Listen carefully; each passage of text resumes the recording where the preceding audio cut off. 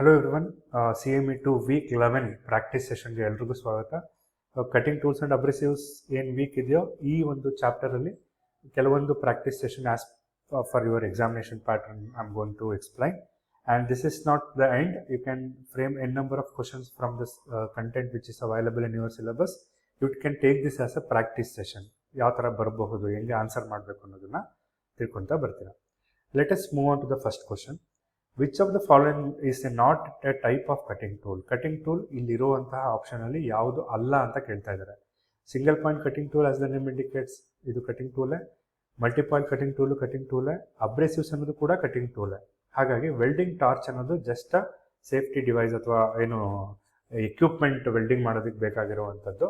ಹಾಗಾಗಿ welding torch ಅನ್ನೋದು cutting tool ಅಲ್ಲ ಅನ್ನೋದು correct option. So A46 K5 V8 ಅಂತ ಏನಿದೆಯೋ ಅದರಲ್ಲಿ ಎ ಏನನ್ನ ಇಂಡಿಕೇಟ್ ಮಾಡುತ್ತೆ? ನಾನು ಡೆಸಿಗ್ನೇಷನ್ ಎಲ್ಲ ಹೇಳಿದ್ದೆ. ಎ ಅನ್ನೋದು ಅಬ್ರೆಸಿವ್ ಟೈಪ್ನ ಇಂಡಿಕೇಟ್ ಮಾಡುತ್ತೆ. ಸೊ ಗ್ರೇಡು, ಬಾಂಡು ಇದೆಲ್ಲ ಬೇರೆ. Grain size 46, bond type V, so grade ಅನ್ನೋದು ಕೆ. ಹಾಗಾಗಿ ಪ್ರತಿಯೊಂದು ತಿಳ್ಕೊಂಡಿದ್ರು ನೀವು ಈಸಿಯಾಗಿ ಫಸ್ಟ್ ಲೆಟರ್ ಅಬ್ರೆಸಿವ್ ಟೈಪ್ ಅಂತ ಗೆಸ್ ಮಾಡ್ಬೋದು. All other options are wrong here.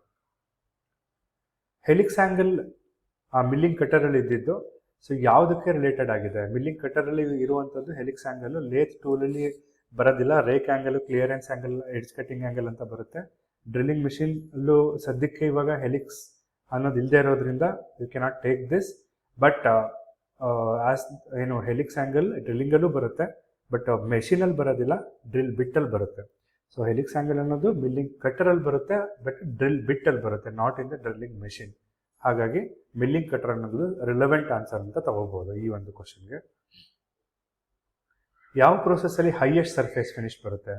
So drilling, polishing, turning, grinding. So ಇಲ್ಲಿ ನಿಮ್ಗೆ ಎರಡರ ಮಧ್ಯ ನಿಮಗೆ ಡೌಟ್ ಬರ್ಬೋದು. ಡ್ರಿಲ್ಲಿಂಗು ಟರ್ನಿಂಗ್ ಅಂತೂ ಮೆಷಿನಿಂಗ್ ಆಪರೇಷನ್ಸು, ಅಲ್ಲಿ ಯಾವುದೇ ಥರ ಸರ್ಫೇಸ್ ಫಿನಿಶಿಂಗ್ ಆಗೋದಿಲ್ಲ. ಸೊ ಗ್ರೈಂಡಿಂಗಲ್ಲೂ ಕೂಡ ನಿಮಗೆ ಅಷ್ಟು ಸರ್ಫೇಸ್ ಫಿನಿಶಿಂಗ್ ಬರೋದಿಲ್ಲ. ಪಾಲಿಶಿಂಗಲ್ಲಿ ನಿಮಗೆ ಮಿರರ್ ಲೈಕ್ ಫಿನಿಶ್ ಬರೋದ್ರಿಂದ polishing is the correct option for this.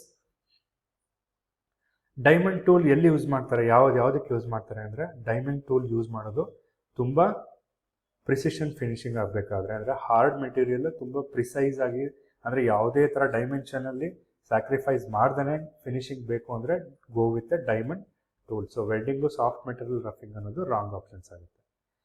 Move on to the second category, that is fill in the blanks. You will have to pick up any one from these provided answers for each questions.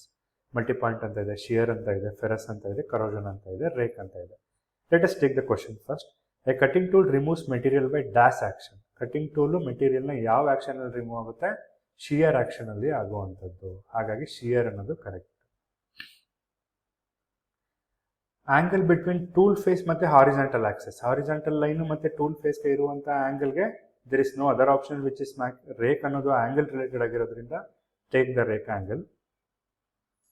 More than one cutting tool ಇದ್ದರೆ ಅದಕ್ಕೆ ನಾವು ಏನಂತ ಕರಿತೀವಿ? Very simple, multi point ಅಂತ ತಗೋತೀವಿ. Multi ಅಂದರೆ different ಅಂತ, ಅಂದರೆ ಲೈಕ್ ಜಾಸ್ತಿ ಅಂತ. ಹಾಗಾಗಿ more than one cutting edges ಇರುವಂಥದ್ದು ಮಲ್ಟಿ ಪಾಯಿಂಟ್ ಕಟಿಂಗ್ ಟೂಲ್ ಇದು. ಕೋಟಿಂಗ್ನ ನಾವು ಏನು ಇಂಪ್ರೂವ್ ಮಾಡೋದಕ್ಕೆ ಅಥವಾ ರೆಜಿಸ್ಟ್ ಮಾಡೋದಕ್ಕೆ ಯೂಸ್ ಮಾಡ್ತೀವಿ? ಕರೋಷನ್ನ ರೆಜಿಸ್ಟ್ ಮಾಡೋದಕ್ಕೆ ಕೋಟಿಂಗ್ ಯೂಸ್ ಮಾಡ್ತೀವಿ. ಮತ್ತು ಅಲ್ಯೂಮಿನಿಯಂ ಆಕ್ಸೈಡ್ ಅನ್ನೋ ಒಂದು ಏನು ಗ್ರೈಂಡಿಂಗ್ ಅಬ್ರೆಸಿವ್ಸ್ ಇದೆಯೋ ಅದನ್ನು ಫೆರಸ್ ಮೆಟೀರಿಯಲ್ಸ್ನ ಫಿನಿಶಿಂಗ್ ಮಾಡೋದಕ್ಕೆ ನಾವು ಯೂಸ್ ಮಾಡ್ತೀವಿ. ಸೊ ಈ ಥರ you can frame n number of other questions also. Practice ಮಾಡಿ so that you will be very good ಏನು ಪ್ರಾಕ್ಟೀಸ್ ಆಗಿ ಎಕ್ಸಾಮ್ಗೆ ಹೋದ ಥರ ಪ್ರಿಪೇರ್ ಆಗ್ತೀರಾ.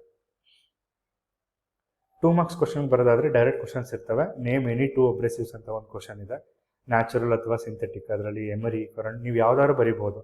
You can write emery and corundum, that is also abrasive. You can write aluminium oxide, silicon carbide, or you can write natural ಅಥವಾ synthetic, ಯಾವುದಾದ್ರೂ ಬರೀಬೋದು ಈ ಕ್ವಶನ್ಗೆ. ಪಿಚ್ ಮಿಲ್ಲಿಂಗ್ ಕಟ್ಟರಲ್ಲಿ ಏನಂತ ಡಿಫೈನ್ ಮಾಡ್ತಾರೆ? Distance between 2 adjacent teeth of a milling ಕಟ್ಟರ್ಗೆ ನಾವು pitch ಅಂತ ಕರಿತೀವಿ. ಕಟಿಂಗ್ ಟೂಲ್ ಮೆಟೀರಿಯಲ್ಸ್ಗೆ ಇರುವಂತಹ ಗುಣಲಕ್ಷಣಗಳು ಯಾವುದಾದ್ರೂ 2 ಬರೀರಿ ಅಂತ ಹೇಳಿರೋದ್ರಿಂದ ಹಾರ್ಡ್ ಆಗಿರಬೇಕು, ವರ್ಕ್ ಪೀಸ್ಗಿಂತ ಜಾಸ್ತಿ. You can write only these 2 points. A cutting tool material should have very high hardness and should withstand ಅಥವಾ ಟು ರೆಜಿಸ್ಟ್ ವೇರ್ ಅಂತಲೂ ಬರೀಬಹುದು. ಸರ್ಫೇಸ್ ಫಿನಿಶಿಂಗ್ ಪ್ರೋಸೆಸ್ಸಲ್ಲಿ 3 ಇದೆ: ಗ್ರೈಂಡಿಂಗು, ಪಾಲಿಶಿಂಗು, ಕೋಟಿಂಗು. ಯಾವುದಾದ್ರು 2 ಬರೀಬಹುದು. ಇನ್ನು ಗ್ರೈಂಡಿಂಗ್ದು ಅಡ್ವಾಂಟೇಜಸ್ಸು ತುಂಬ ಚೆನ್ನಾಗಿರೋ ಆ್ಯಕ್ಯುರಸಿನ ಎಕ್ಸ್ಪೆಕ್ಟ್ ಮಾಡ್ಬೋದು, ಮತ್ತು ಸರ್ಫೇಸ್ ಫಿನಿಶು ಕೂಡ ತುಂಬ ಚೆನ್ನಾಗಿ ಬರುವಂಥದ್ದು. Coming to the 3 marks question ಸ್ವಲ್ಪ ಜಾಸ್ತಿ ಬರೀಬೇಕಾಗುತ್ತೆ. 3 ಪ್ರಾಪರ್ಟೀಸ್ ಕೇಳಿದ್ದಾರೆ, ಅಲ್ಲಿ 2 ಪ್ರಾಪರ್ಟೀಸ್, ಇಲ್ಲಿ 3 properties. High temperature resistance, low friction, thermal conductivity, high hardness, toughness, ಯಾವುದಾದ್ರೂ ಬರೀಬೋದು.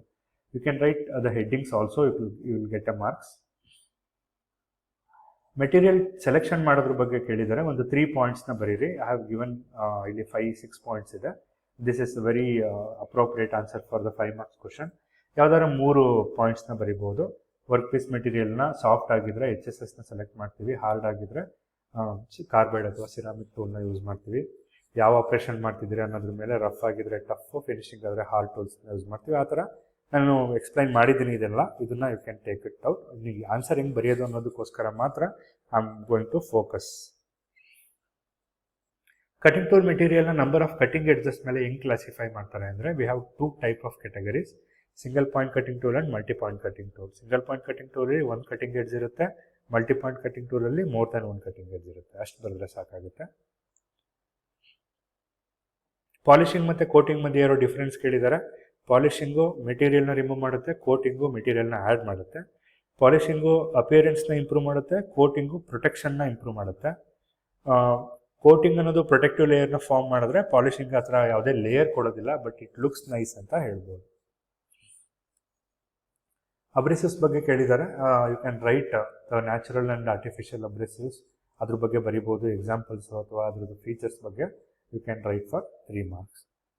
Coming to the 5 marks question, characteristics, you need to write at least 5 characteristics like hardness, wear resistance, toughness, temperature resistance ಜಾಸ್ತಿ ಇರುತ್ತೆ, friction ಕಡಿಮೆ ಇರುತ್ತೆ, thermal conductivity ಚೆನ್ನಾಗಿರಬೇಕು, ಆ ಥರ ಬರಿಬೋದು. Cutting tools ಬಗ್ಗೆ ಕ್ಲಾಸಿಫೈ ಕೇಳಿದ್ರೆ, you need to write all this based on number of cutting edge, tool material, type of operation, construction ಮೇಲೆ ಅಥವಾ ಮೋಷನ್ ಮೇಲೆ ಯಾವ್ಯಾವ ಥರ ಕೆಟಗರಿ ಮಾಡ್ತಾರೆ ಅಂತ you can write for this question. Single point cutting tool ಚಿತ್ರ ಬರೆಯೋದಕ್ಕೆ ಒಂದು 3 ಮಾರ್ಕ್ಸ್ ಕೊಟ್ಟಿರ್ತಾರೆ. ಅದರಲ್ಲಿ ಪಾರ್ಟ್ಸ್ ಎಲ್ಲ ಲೇಬಲ್ ಮಾಡಿ ಯಾವ್ಯಾವ ಪಾರ್ಟ್ದು ಏನೇನು ಯೂಸ್ ಅಂತ ಒಂದು 2-3 ಲೈನ್ನಲ್ಲಿ ನೀವು ಮುಗಿಸಿದ್ರೆ you will easily get 5 marks for this question. Again you need to take a example of grinding wheel to designate that standard code.